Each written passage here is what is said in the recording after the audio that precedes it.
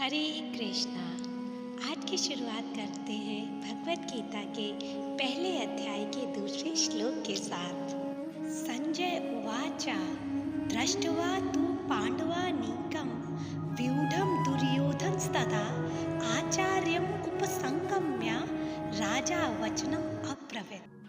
भावार्थ: संजय ने कहा, हे राजन, पांडुपुत्रों द्वारा सेना की व्यूह रचना देखकर राजा दुर्योधन अपने गुरु के पास गया और उसने ये शब्द कहे। तात्पर्य: इस सदी के महान आचार्य श्रील प्रभुपाद जी के द्वारा। धृतराष्ट्र जन्म से तो अंधे थे ही, वो आध्यात्मिक दृष्टि से भी अंधे थे। उसी प्रकार उनके पुत्र भी थे।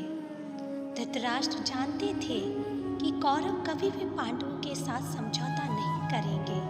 फिर भी कुरुक्षेत्र धाम की महिमा को देखते हुए उनके मन में शंका आ गई, कहीं उनके पुत्र युद्ध का विचार न छोड़ दें। इसी शंका का समाधान करते हुए संजय ने कहा, कौरव ऐसा कुछ नहीं करने वाले।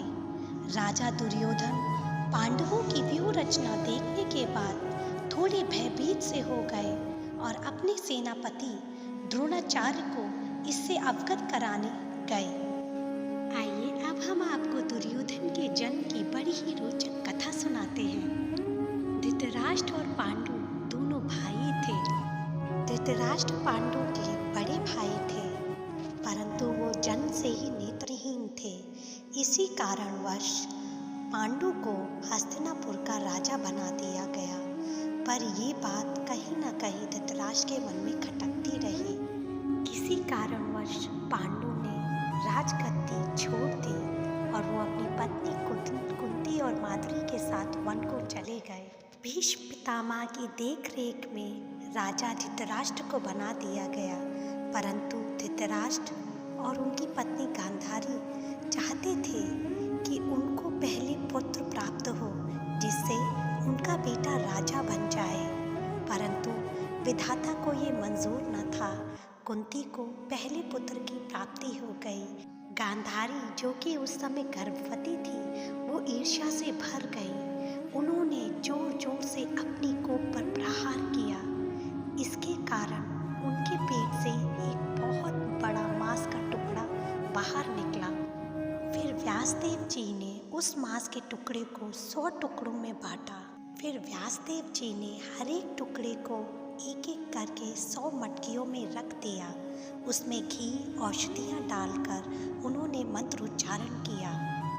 फिर हर एक मांस का टुकड़ा एक शिशु बन गया। सबसे पहले जन्म दुर्योधन का हुआ, जो कि उनका बड़ा पुत्र था। उनकी एक बेटी भी हुई जिसका नाम दुशाला था। तो इस प्रकार धृतराष्ट्र और गांधारी के कुल 100 पुत्र हुए। तो आइए अब देखते हैं हमें इससे क्या शिक्षा मिलती है। जिस प्रकार शरीर को स्वस्थ रखने के लिए भोजन की आवश्यकता होती है, उसी प्रकार मन और बुद्धि को मजबूत रखने के लिए हमें आध्यात्म की आवश्यकता होती है। आध्यात्म के बिना व्यक्ति का जीवन उस मकान की तरह होता है जिसकी नींव बहुत कमज़ोर होती है। ऐसा मकान थोड़े से आंधी तूफान में ढह जाता है। उसी प्रकार कमज़ोर मन का व्यक्ति प्रतिकूल परिस्थितियों में टूट जाता है।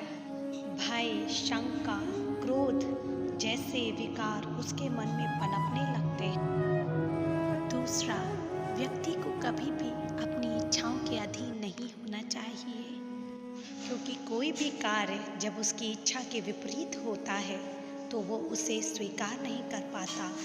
क्रोध, शंका, डर जैसे विकार उसके मन में पनपने लगते हैं। तीसरा, व्यक्ति को ईर्ष्या से बचना चाहिए, क्योंकि ईर्ष्या एक विष है जो व्यक्ति के मन में तब उत्पन्न होती है जब उसे अपनी पहचान मिटने का डर होता है। ईर्ष्या तब भी उत्पन्न होती है जब वो अपने से योग्य व्यक्ति से मिलता है। ईर्ष्यालु व्यक्ति कभी भी किसी को अपने बराबर या अपने से ऊपर नहीं देख सकता। ईर्ष्या अपने से बराबर और जानने वाले लोगों से ही उत्पन्न होती है। मैं आशा करती हूँ भगवद गीता का ये श्लोक आपको समझ आया होगा। कृपया इसे ज़्यादा से ज़्यादा शेयर, लाइक और कमेंट्स करें। आइए हम और आप कृष्ण की वाणी को घर घर पहुंचाते हैं। धन्यवाद।